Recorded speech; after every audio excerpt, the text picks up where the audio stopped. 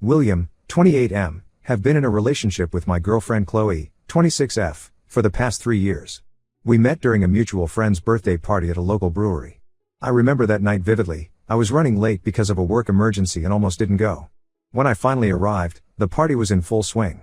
I spotted Chloe across the room, laughing with a group of people I didn't know. She had this infectious smile that immediately caught my attention. Our mutual friend, Jake, introduced us. Chloe and I hit it off right away, bonding over our shared love of indie music and cult classic movies. We ended up talking for hours that night, long after most of the other partygoers had left. I learned that Chloe was working as a part-time barista at a hip coffee shop downtown while pursuing her dream of becoming a professional photographer. For the first year of our relationship, everything was great. We went on adventures together, trying new restaurants and exploring hidden gems in our city. We even took a spontaneous road trip down the coast, sleeping in my beat-up old car and waking up to watch the sunrise over the ocean. Those early days were filled with laughter, passion, and endless possibilities. Chloe was always coming up with creative date ideas. One time, she surprised me with a picnic in the park, complete with a gourmet cheese plate she'd put together from samples at her work. Another time, she organized a scavenger hunt across the city, leaving clues at all the places that were significant to our relationship. Her enthusiasm and zest for life were infectious, and I found myself falling deeper in love with her every day. However, as time went on, I started noticing some concerning patterns in Chloe's behavior. About 6 months into our relationship, she quit her job at the coffee shop. She said the early mornings were interfering with her photography, and she wanted to focus on building her portfolio. I supported her decision, thinking it was a brave move to pursue her passion. But months passed, and Chloe didn't seem to be making any progress with her photography. She talked about grand plans, setting up a home studio, starting a website, reaching out to local galleries, but none of these ideas ever materialized. Instead, she spent most of her days at home, scrolling through social media and binge-watching TV shows. At first, I tried to be understanding. I knew how hard it could be to break into a creative field. I encouraged her to take small steps, like practicing her skills or researching photography contests she could enter. But whenever I brought up these suggestions, Chloe would get defensive. She'd say I was pressuring her or that I didn't understand her creative process. As our second anniversary approached, I realized Chloe hadn't worked or earned any income in over a year. She was living with her parents, who covered all her expenses.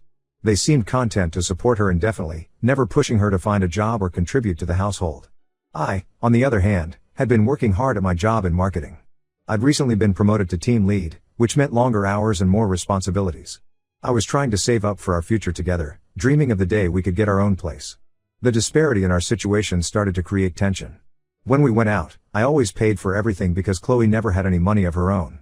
She'd often ask me to buy her things or take her places, and I felt guilty saying no. But at the same time, I was becoming resentful. Why was I working so hard while Chloe seemed content to do nothing? I tried to encourage Chloe to look for jobs, even if they weren't related to photography. I suggested she might take some online courses to improve her skills or expand her options. But she always had excuses. The job market was tough. She wasn't feeling well. She was waiting for the right opportunity to come along. Things came to a head last month when I suggested we move in together. I thought it might motivate Chloe to start contributing financially. To my surprise, she was excited about the idea but assumed I'd be covering all the expenses. When I explained that we'd need to split the rent and bills, she got upset and accused me of not supporting her dreams. That argument led to a bigger discussion about our future.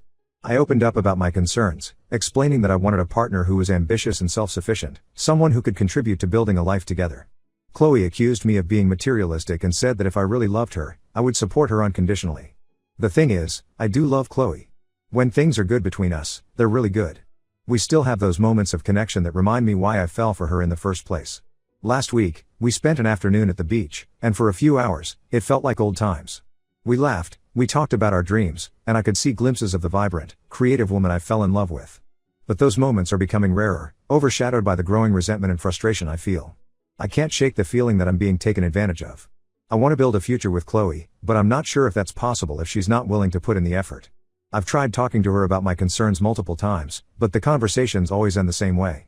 Chloe either gets defensive or makes vague promises to change that never materialize. Her parents don't seem to see a problem with the situation and continue to enable her behavior. I'm torn because I care deeply for Chloe, and I remember how things used to be between us. I keep hoping that she'll snap out of this phase and become the motivated, ambitious person I know she can be. But with each passing day, that hope fades a little more. I'm not sure what to do. Part of me thinks I should give Chloe an ultimatum. Either she starts taking steps to become financially independent, or we need to reevaluate our relationship. But another part of me worries that this would be unfair or controlling. I don't want to force Chloe into a life she doesn't want, but I also can't continue in a relationship where I feel like I'm the only one invested in our future. Am I being unreasonable in my expectations? How can I address this issue without coming across as unsupportive or materialistic?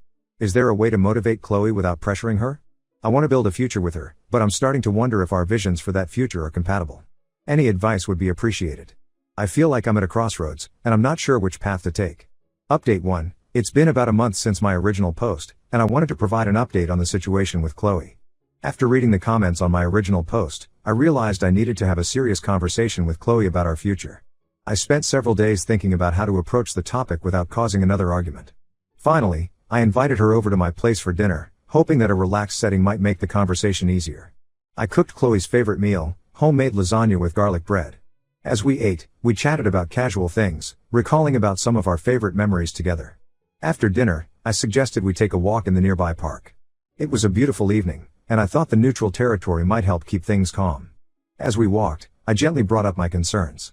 I started by telling Chloe how much I loved her and how I valued our relationship. Then, as calmly as I could, I explained that I was worried about the direction our relationship was taking. I told her that I wanted a partner who could contribute equally to our life together, both emotionally and financially. Chloe's initial reaction was defensive, just as I'd feared. She accused me of not understanding her creative process and said that I was trying to force her into a conventional lifestyle. But as we continued talking, walking slowly around the park, her tone began to change.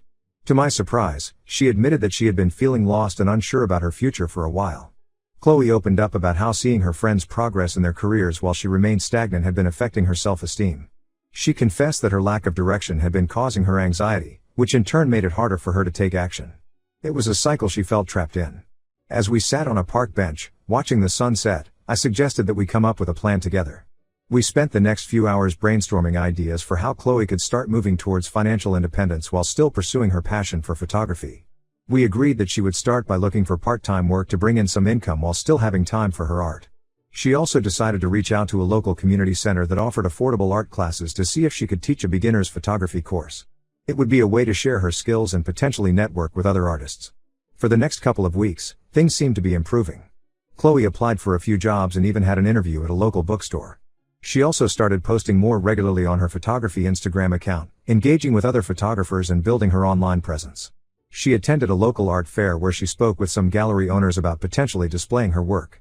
Although nothing concrete came from these conversations, Chloe seemed energized by the experience. She started talking about organizing her own exhibition, something she hadn't mentioned in months. However, as the third week rolled around, I noticed Chloe's enthusiasm waning. She started making excuses for why she couldn't go to job interviews. She'd say she wasn't feeling well or that something had come up with her family.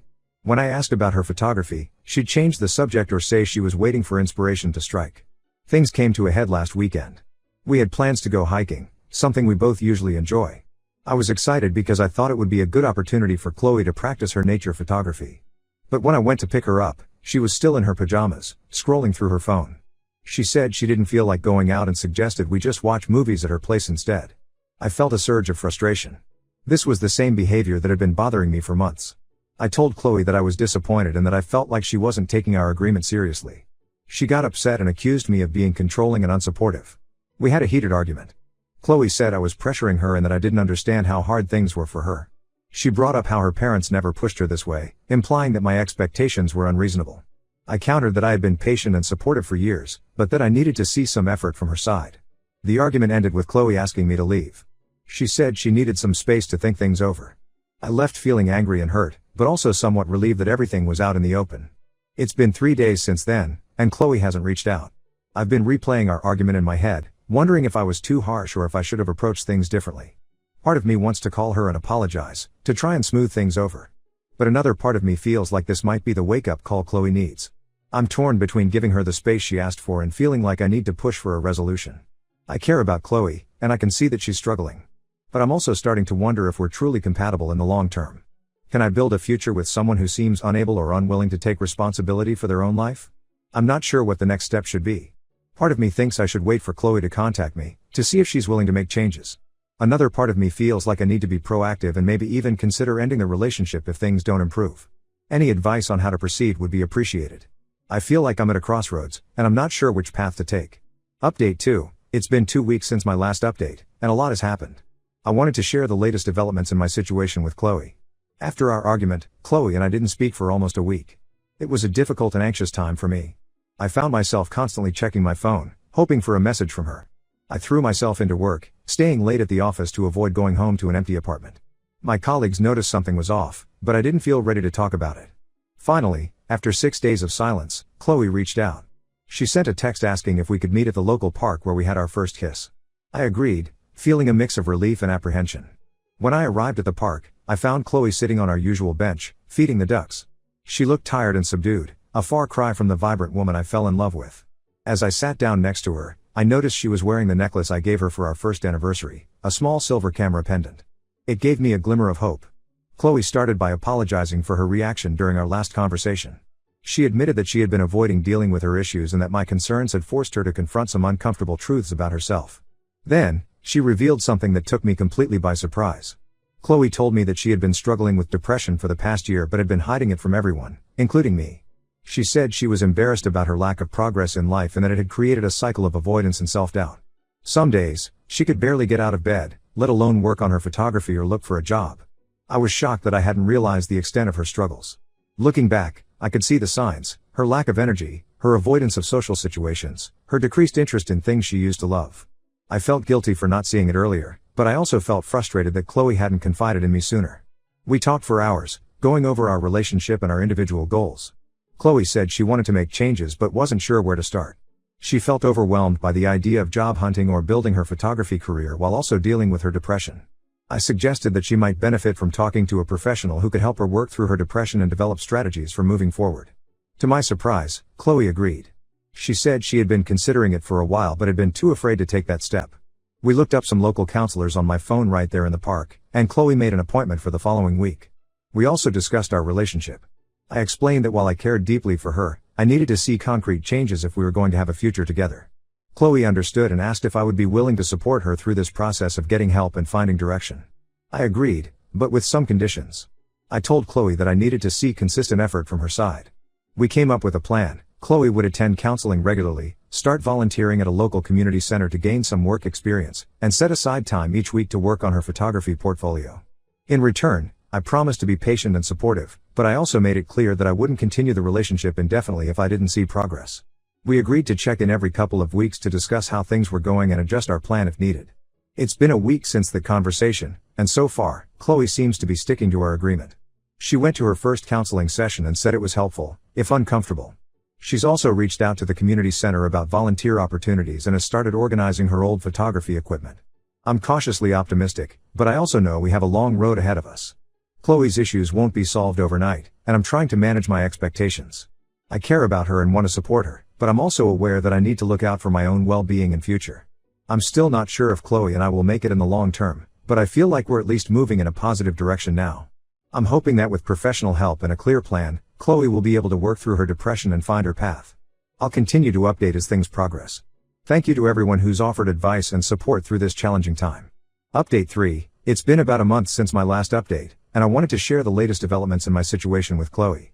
Initially, things seemed to be improving. Chloe was attending her counseling sessions regularly and had started volunteering at the local community center twice a week. She even began working on her photography portfolio again, setting up a small home studio in her parents' garage. I was cautiously optimistic about these changes. Chloe seemed more energetic and engaged, and we were having meaningful conversations about our future together. We even started planning a small weekend trip to a nearby town known for its picturesque landscapes, perfect for Chloe to practice her photography. However, as the weeks went by, I started noticing some concerning patterns re-emerging. It started small at first. Chloe would oversleep and miss her morning volunteering shift. She'd promised to make it up later in the week, but often didn't follow through. When I gently asked about it, she'd get defensive and say she was still adjusting to the new routine. Then, Chloe began making excuses to skip her counseling sessions. She'd say she wasn't feeling well or that something had come up with her family. When I reminded her of the importance of consistency in therapy, she accused me of pressuring her and not understanding how difficult it was. Her enthusiasm for photography also seemed to be waning. The home studio she had set up was gathering dust. When I suggested we go on photo walks together, she'd say she wasn't feeling inspired or that the lighting wasn't right. The weekend trip we had planned kept getting postponed for various reasons. I found myself becoming increasingly frustrated. It felt like we were slipping back into old patterns, despite our previous conversations and agreements. I tried to be patient and supportive, remembering that change takes time, but I couldn't shake the feeling that Chloe wasn't fully committed to making real progress. Things came to a head last week when I brought up the idea of her looking for paid work, even if it was part-time or in a field unrelated to photography. Chloe became upset, saying that I was trying to force her into a conventional lifestyle and that I didn't understand her creative process. She accused me of not being supportive of her dreams and said that if I truly loved her, I would accept her as she is. This argument made me realize something important. While I do love Chloe, I'm not sure I can build a future with someone who isn't willing to put in the effort to grow and contribute to our shared life. I've spent the past 3 years hoping that things would change, but I'm starting to accept that maybe they won't. After a lot of soul searching and a long talk with my best friend, I made the difficult decision to end our relationship. I met with Chloe yesterday at a quiet cafe we used to frequent. I wanted to have this conversation in person, in a place that held good memories for us. I explained my feelings as gently as I could. I told her that I care about her deeply, but that I don't think we're compatible in terms of our life goals and work ethic. I explained that I need a partner who is willing to put in consistent effort towards building a life together, and that I don't think she's in a place to do that right now. Chloe was understandably upset. She cried and pleaded with me to give her another chance, promising that things would be different this time. She brought up all the good times we'd had together and said that she couldn't imagine her life without me. For a moment, I wavered, remembering all the reasons I fell in love with her. But then I reminded myself of the past few months and how nothing had really changed despite multiple chances. I stood firm in my decision, though it broke my heart to see her so distraught. I suggested that we both take some time apart to work on ourselves. I encouraged Chloe to continue with her therapy and to focus on finding what truly makes her happy. As we said our goodbyes, Chloe asked if we could stay friends. I told her that while I care about her, I think we both need some space to heal and move forward. Maybe in the future, we could consider a friendship, but for now, it's best if we go our separate ways. Walking away from that cafe was one of the hardest things I've ever done. Despite the problems in our relationship, Chloe has been a huge part of my life for the past 3 years. I know there will be moments in the coming days and weeks when I'll second guess my decision, when I'll be tempted to call her and try to work things out. But deep down, I know this is the right choice for both of us. I need to focus on my own growth and find a partner whose goals and values align with mine. And Chloe needs the space to figure out what she really wants from life, without the pressure of my expectations. I'm now focusing on healing and moving forward.